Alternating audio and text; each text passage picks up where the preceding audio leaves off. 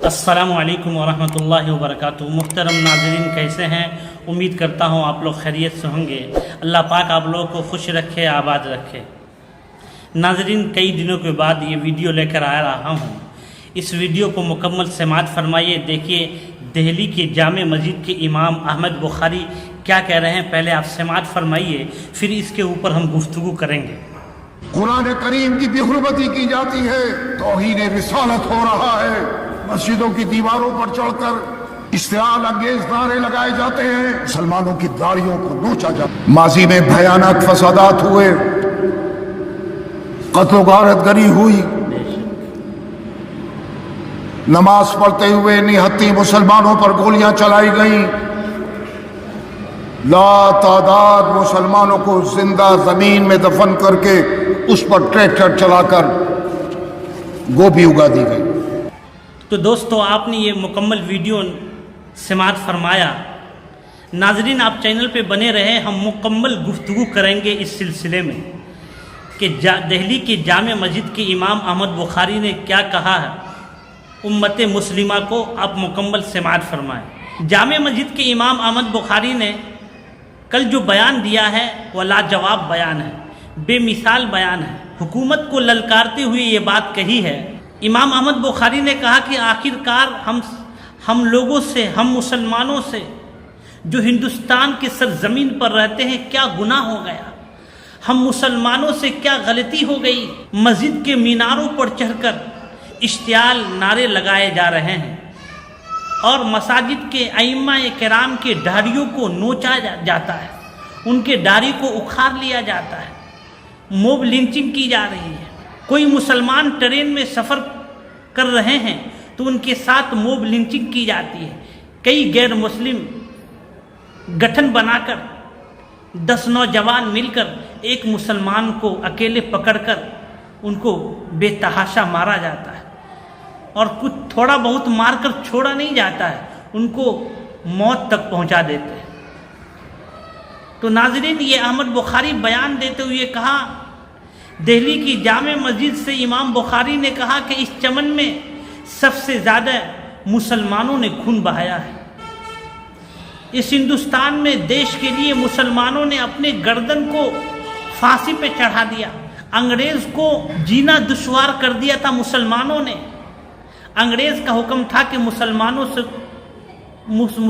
से निपटो, मुसलमानों को शहीद करो, मुसलमानों को अंदर करो, मुसलमानों को बंद करो। गैर मुस्लिम तो बात की बात।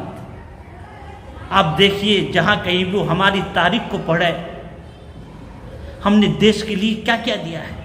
दारुल देवन के फारगीन क्या क्या दिए हैं, दारुल देवन को चलाने वाले देश के लिए क्या क्या दिया है।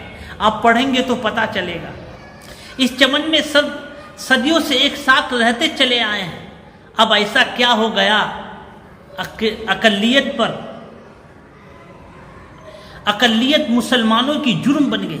इस देश के अंदर मुसलमान का कम होना ये हमारे लिए जुर्म बन गया कि हम कम तादाद में हैं। और अक्सरियत अगर गुनाह भी कर दे तो उनको पकड़ा नहीं जाता है। गलती भी कर दे अक्सरियत, जिसकी तादाद ज़्यादा है, तो उनको पकड़ा नहीं जाता है, उनको छोड़ दिया जाता है। नमाज पढ़ते हुए मुसलमानों पे गोलियां चलाई गई। लातादाद मुसलमानों को मोब लिंचिंग का शिकार कर लिया गया। आपको अच्छी तरह मालूम है कि बंगाल की सरजमीन पर उस डॉक्टर के साथ क्या किया गया है। उस डॉक्टर के साथ रेप किया गया। उसके खिलाफ पूरे हिंदुस्तान में आवाज़ उठाई गई। आवाज़ उठाना भी चाहिए। और ये ऐलान किया गया कि उस डॉक्टर लड़की के साथ जो रेप किया गया उसको जान से ख़त्म कर दिया गया। उनके जुर्म करने वाले, रेप करने वाले को कैफरे किरदार तक पहुंचाया जाए, उनको फांसी दे दी जाए। नाज़रीन, लेकिन आसाम की एक लड़की को, उनके साथ भी यही चीज़ हुआ, रेप किया गया, उनका मर्डर कर दिया गया। उनके बारे में कौन आवाज़ उठा रहे? कोई आवाज़। पुलिस भी खामोश, वहाँ के लोग भी खामोश। क्यों? कि उस बच्ची का मुसलमान थी। जब पुलिस के पास हिंदू मुस्लिम होने लगे, जहाँ अमन दी जाती है वहाँ हिंदू मुस्लिम होने लगे। हर जगह जब वकला और जज हिंदू मुस्लिम करने लगे तो मुसलमान और हिंदू जब करेंगे तो इंसाफ नहीं मिलने वाला भाई। देश इस तरह नहीं चलता है। देश चलाने के लिए कानून जो बाबा साहब बना कर गए उसको सामने रखना होगा और इंसाफ करना होगा। इस लड़की के साथ जो रेप हुआ उनको फांसी दे दी जाए। अब मुस्लिम बच्ची के साथ जो आसाम में हुआ उन पे पर्दा डाल दिया गया। मुस्लिम बच्ची के साथ आसाम में भी हुआ है, उत्तराखंड में भी हुआ है। उत्तराखंड के भी मसला को पर्दा पोस्ट कर दिया गया। क्यों? कि वो मुसलमान है। उनके ऊपर करने वाले के ऊपर FIR भी तक भी नहीं हुआ।